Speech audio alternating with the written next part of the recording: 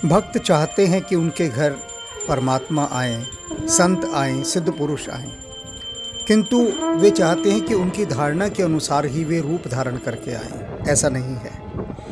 जब भी कोई दिव्य विभूति आती है, वह अपना रूप बदल कर आती है और हम उसे पहचान न सकने के कारण बहुत ही सामान्य तल पर ले लेते हैं।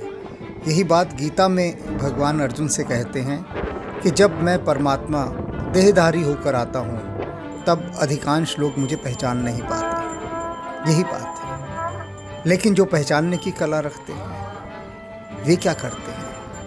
वे तत्काल उस अवसर का लाभ उठा लेते हैं। मिलोवन स्टेनको, जो कि हिमालय के महायोगी हैं और एक महान वैज्ञानिक हैं, वे एक सिद्ध पुरुष हैं। ऐसे सिद्ध पुरुष ईशान ध्यान मंदिर में पधारे और इस अवसर पर मैंने अनेक भक्तों को निमंत्रित किया। उनमें से केवल जो अति सौभाग्यशाली से वे ही आ पाए और उस आनंदोत्सव का उन्होंने लाभ उठाया। जब भी मिलोवन जी दिल्ली होते हैं, हिमालय यात्रा जाने से पहले और हिमालय यात्रा से लौट कर आने के बाद, तो कुछ चुने हुए भक्तों को मैं उनके घर पधारने का सौभाग्य प्रदान करता हूँ कि वे निमंत्रित करें और वे उनके घर जाएं और उनके घर को निहाल करें। तो ये सारी यात्रा इन महायोगी के ईशान ध्यान मंदिर में पधारने की है। आप इसका रसपान कीजिए, आनंद लीजिए और देखिए कि एक सिद्ध पुरुष कैसा साधारण सा दिखाई देता है। सौभाग्यशाली होंगे वे सब जो इस अवसर को इस समय इस वीडियो के माध्यम से देखेंगे और लवलीन होकर देखेंगे। लवलीन माने पूरा डूबकर, मन से डूबकर, पूरी चेतना को एकाग्र करके। तो देखते हैं कौन कितना अपनी चेतना को एकाग्र कर पाता है, फोकस कर पाता है।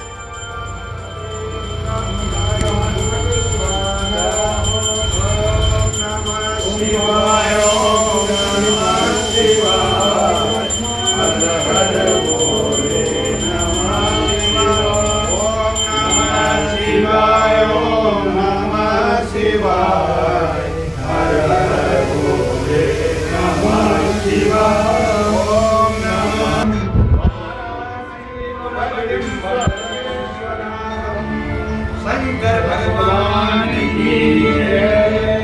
हर हर महादेव। और निर्माणाधीन ईशान ध्यान मंदिर, और अभी आपको कुछ असुविधा भी हो रही होंगी, उसका हमें खेद है क्योंकि अभी सब कुछ बन रहा है। तो बनते बनते में हमारा सौभाग्य है कि आज हमारे बीच हिमालय के महायोगी और फ्रांस के वैज्ञानिक श्री मिलोवन स्टेनको हमारे मध्य उपस्थित हैं। ये एक महान वैज्ञानिक है, पिछले 33 वर्षों से लगातार भारत में हिमालय पर आकर साधना करते हैं और गहन हिमालय में जाकर, कोई ऐसा वैसा क्षेत्र नहीं हिमालय का, ऐसा स्थान जहाँ जाने में कोई मनुष्य 10 बार सोचेगा, तो उन स्थानों पर 1 महीने रहकर ये कठोर साधना करते हैं और फिर वापस अपने फ्रांस से आते हैं। इनके बारे में जो मैंने सुना है, इनके साथ जाते हैं लोग जो सामान उठाकर, उन्होंने मुझे बताया कि जब ये साधना में होते हैं तो भूमि से ऊपर उठ जाते हैं। तो मैंने इनसे पूछा तो उन्होंने कहा मुझे नहीं मालूम, मुझे बिल्कुल नहीं पता। अगर ऐसा कुछ होता है तो मैं नहीं जानता, लेकिन अगर वो दूसरे लोग कह रहे हैं कि उनका अनुभव होगा, पर मुझे ऐसा कोई अनुभव नहीं है क्योंकि ये वहाँ समाधिस्थ अवस्था में रहते हैं। तो ये हम सबके लिए परम सौभाग्य का क्षण है। हमारे जो संचित पुण्य होंगे उनका उदय हुआ है आज, कि जो हम आज ऐसी दिव्य आत्मा के दर्शन कर रहे हैं उनकी उपस्थिति में बैठे। इनको संसार की अनेक भाषाएं आती हैं, हिंदी को छोड़कर, लेकिन बात भाषा की नहीं है, बात तरंगों की है। एक व्यक्ति बांसुरी बजाता है तो हम ये थोड़ी ना कहते हैं दक्षिण भारतीय बांसुरी बजा रहे तो हमें इसकी बांसुरी समझ में नहीं आती। किसी भी राष्ट्र का हो, यदि वो बांसुरी वादन तो हम उसके संगीत का आनंद लेते, शब्दों का नहीं, क्योंकि शब्द तो है उसमें, लेकिन वो शब्द हमारी आत्मा सुनता है। समस्या क्या होती है जब हम शब्द और अर्थ पर अटक जाते हैं। हम कहते हैं इसकी तो हमें भाषा ही समझ में नहीं आती। क्यों अटक जाते हैं? क्योंकि हमें व्यक्ति की ऊर्जा का अनुभव नहीं है। हम किसी की उपस्थिति का अनुभव करना नहीं जानते, उसकी जो फ्रेग्रेंस है, उसकी जो सुगंध है, उसकी जो ऊर्जा है, उसकी जो दिव्यता है, यदि हमें उसका अनुभव करना आता हो तो हम सिर्फ शांत होकर बैठ जाएंगे, निकट बैठ जाएंगे। निकट बैठने को हमारी भारतीय मनीषा में उपनिषद कहा गया है। उपनिषद बस गुरु के निकट बैठता है, और आज आप सब लोग निकट ही बैठे हैं। तो इसलिए जो असुविधाएं हो रही हैं उनको यह सोचकर भूल जाइएगा कि भगवान राम 14 वर्ष वनों में रहे, तो कम से कम उनको कारपेट तो नहीं मिला होगा, ना पंखे होंगे सिर पर, है ना। तो ये सोचकर कि हम ये असुविधा कृष्ण भगवान राम को अर्पित कर रहे हैं कि हम थोड़ी देर के लिए असुविधा में हैं और वो असुविधा भी चली जाएगी। तो कार्यक्रम का इसका शुभारंभ इनसे किया जाएगा। ये है भागवत जी, संस्कृत के ज्ञाता, ब्रह्मचारी, और ये मधुराष्टकम गाएंगे। संस्कृत भाषी संस्कृत में बात करते हैं, और हमारे पास जो परिवार है इस समय संस्कृत भाषी परिवार ही सारा यहाँ उपस्थित है। एक एक करके उनका परिचय कराया जाएगा, और शुरुआत हम करते हैं भागवत से। मधुराष्टकम ये गाएंगे भगवान। For my performance in presence of Guruji Salmahesh ji and Guruma Bindu ji and our special guest Bilowan ji, जब मैं गाऊंगा तो फिर आपको मेरे पीछे पीछे गाना होगा। अधरम मधुरम वदनम मधुरम अधरम मधुरम वदनं मधुरं नयनं मधुरं हसितं मधुरं नयनं मधुरं हसितं मधुरम्। भगवान कृष्ण का प्रत्येक कृत्य मधुर है, जो इस स्तुति में कहा गया, इस स्तोत्र में। उनका खाना पीना, नहाना, थूकना, तैरना, सब कुछ मधुर है। अब इस मधुरता को समझिए। मधुर का मतलब मीठा होता है। यहाँ मीठे से क्या अभिप्राय है? आप सभी ने महाभारत सीरियल तो देखा हो, देखा है सभी ने? उस महाभारत सीरियल में जो नितेश भारद्वाज थे वो मेरे बहुत अच्छे मित्र हैं। मुझे भगवान कृष्ण का अभिनय उन्हें मिला, तो ये हुआ कि इस कृष्ण के अभिनय को कैसे परफेक्शन के साथ किया जाए। कृष्ण होना तो बहुत बड़ी बात। तो बातचीत में मैंने उनको कहा मधुराधिपते अखिलम मधुरम, इसको समझिए आप कि भगवान कृष्ण का सब कुछ सौंदर्य संपन्न है। मधुर से मतलब सौंदर्य संपन्न, यानी वो बोलते भी हैं तो उनके बोलने में ब्यूटी है, चलने में ब्यूटी है, तैरने में ब्यूटी है, खाने में ब्यूटी है। Everything is beautiful. जो भी कुछ है भगवान कृष्ण का सब कुछ अति सुंदर है। अब उसके बाद क्या हुआ, वो किसी से बात करें तो जैसे हम आपस में बात करते हैं ना अबे तबे करके, इस तरह से वो सब छूट गया। वो जब बात करें तब ये सोचकर करते थे कि जैसे भगवान कृष्ण स्वयं बात कर रहे हैं। तो हुआ क्या कि उनकी पूरी दिनचर्या, उनका पूरा जीवन, खाना पीना, बैठना उठना सोना, सब कुछ मधुराधिपते अखिलम मधुरम के समान हो गया। 24 घंटे वो कृष्ण रूप को अनुभव करने लगे। तो यदि हम स्वयं 24 घंटे अपने भीतर कृष्ण को अनुभव करें और ये सोचें कि जिस प्रकार भगवान कृष्ण बोलते होंगे, खाते होंगे, चलते होंगे, हम भी उसी तरह से सौंदर्य संपन्न होकर कार्य करें। ये मधुराधिपते अखिलम मधुरम का संदेश है कि अपने जीवन में हर चीज में सौंदर्य लाएं, और सर्वाधिक महत्वपूर्ण सौंदर्य होता है बोलने में।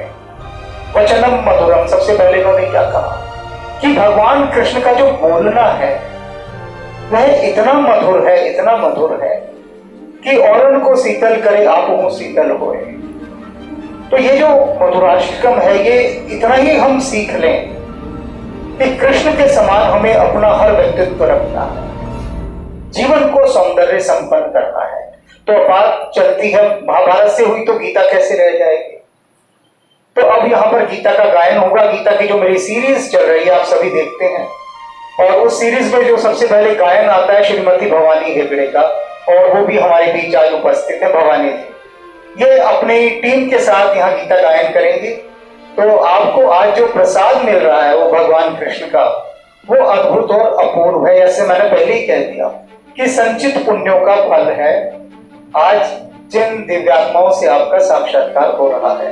तो हम गीता गायन सुनेंगे, उसके शब्दों की तरंगों को अनुभव करेंगे। संस्कृत में है तो समझ में नहीं आएगा निश्चित रूप से, लेकिन फिर भी जो नाद सौंदर्य होता है, यानी beauty of the words and sound, तो साउंड की ब्यूटी को तो हम भीतर ले ही सकते हैं। तो गीता गायन के लिए मैं आमंत्रित करता हूं भवानी जी और उनके सदस्यों को गायन के, या वहीं से गा सकते हैं। काले भद्रकाली कपालिनी दुर्गा क्षमा शिवा धात्री स्वाहा स्वाहा नमोस्तुते। नूतन जी हैं, ये डॉक्टर विजय जी की पत्नी हैं, और भवानी जी ये हेगड़े जी की पत्नी है, विनायक हेगड़े जी। ये संस्कृत भाषी परिवार हैं, घर में संस्कृत में ही बात करते हैं। आप ये देखिए इस समय में ऐसा परिवार जो घर में संस्कृत में ही बात करता हो हर समय, तो देखिए आपको कैसा सौभाग्य प्राप्त हो रहा है। इनका पूरा परिवार यहाँ आया हुआ है, और ये जो आपको सुनाएंगे वो आपको ऊर्जावान करेगा, आपको स्वास्थ्य लाभ देगा। विजय जी को भी माल्यार्पण, विनायक जी को, और ये रह गए हमारे क्या नाम है, सुवेदी जी, तो लक्ष्मी जी को कहेंगे। अरे लक्ष्मी की तो संसार पूछता है भाई, हम कैसे नहीं पूछेंगे। ये सुवेदी जी की पत्नी है लक्ष्मी जी। ये तु सर्वाणि कर्माणि मयि सन्न्यस्य मत्पराः मयि सन्न्यस्य मत्पराः अनन्येनैव योगेन अनन्येनैव योगेन मां ध्यायन्त उपासते मां ध्यायन्त उपासते।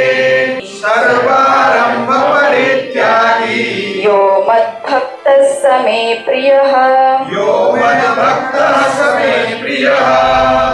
आत्मसाक्षी विभुः पूर्णः एको मुक्तश्चिदाक्रियः असङ्गनिष्क्रियः शान्तो ब्रह्म संसारवानिव। आत्मसाक्षी विभुः पूर्णः एको मुक्तश्चिदाक्रियः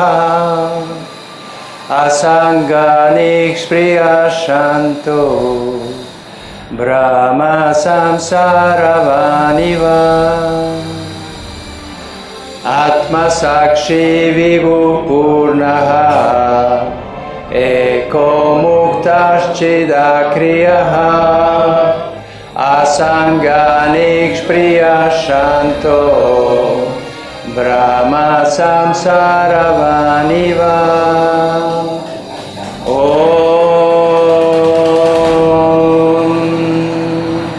शान्ति शान्ति शान्तिः।